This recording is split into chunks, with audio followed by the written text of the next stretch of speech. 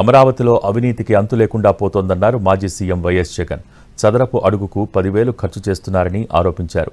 నియోజకవర్గాల్లో మట్టి, gravel, mining పరిశ్రమలు నడపాలన్న ఎమ్మెల్యేలకు కమిషన్లు ఇవ్వాల్సిందేనన్నారు.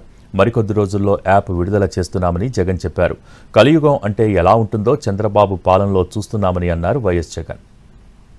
మామూలుగా 4,000, 4,500 రూపాయలు కడితే బ్రహ్మాండమైన హైదరాబాద్, బెంగళూరు లాంటి ప్లేస్లో కూడా 5 స్టార్ లాబీతో ఫ్లాట్లు నిర్మాణం 4,000, 4,500 రూపాయలు పెడితే బ్రహ్మాండంగా కడతారు. కాస్ట్ ఆఫ్ కన్స్ట్రక్షన్ 4,500 రూపీస్ దాటదు. అమరావతిలో కాస్ట్ ఆఫ్ కన్స్ట్రక్షన్ 10,000, 9,000 కళ్ళ ముందరనే మొబిలైజేషన్ అడ్వాన్స్. ఇంతకుముందు లేదు మొబిలైజేషన్ అడ్వాన్స్. అంటే పనులు చేయక మునిపే 10% మొబిలైజేషన్ అడ్వాన్స్.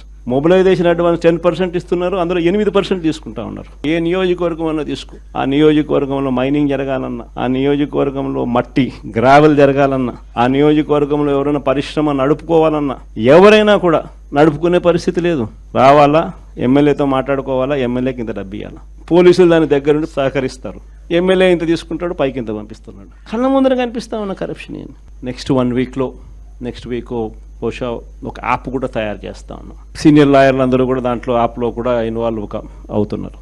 యాప్ తయారీ కార్యక్రమంలో రాష్ట్ర వ్యాప్తంగా వైఎస్ఆర్సీపీ కార్యకర్తకి ఎవరైనా ఎక్కడ అన్యాయం జరిగినా యాప్ డౌన్లోడ్ చేసుకుని తన పేరు, తనకు ఏం అన్యాయం జరిగింది, తనకు ఎవరి వల్ల అన్యాయం జరిగింది, ఆ అధికారి హోదా ఏమిటి, నీకు జరిగిన అన్యాయం ఏమిటి, ఆటోమేటిక్లీ మన డిజిటల్ లైబ్రరీలోకి వచ్చేస్తుంది. ఇక్కడ వచ్చిన తర్వాత రేపొద్దున మనం అధికారంలోకి వచ్చిన తర్వాత వీళ్ళందరి మీద రేపొద్దున జగన్ 2లో ఎవడెవడైతే అన్యాయం చేసినాడు, ఎవడెవడైతే అధికారి తన అధికారాన్ని దుర్వినియోగం చేశాడు, ఎవడెవడైతే అన్యాయంగా మనుషులను చిత్రహింసలు పెట్టారు, వాళ్ళందరినీ కూడా రేపొద్దున చట్టం మీద నిలబడతాం. చట్టం తన పని తాను చేసుకొని పోతుంది. కలియుగం అన్నది ఏమిటి అన్నది ఈ చంద్రబాబు నాయుడు గారి పరిపాలన చూస్తే ఈ 14 నెలల్లో ఓహో ఇదేనా కలియుగము అని చెప్పి అనిపించే పరిస్థితి ఎవరికైనా కూడా అనిపిస్తుంది. ఎందుకనంటే న్యాయం లేదు, ధర్మం లేదు.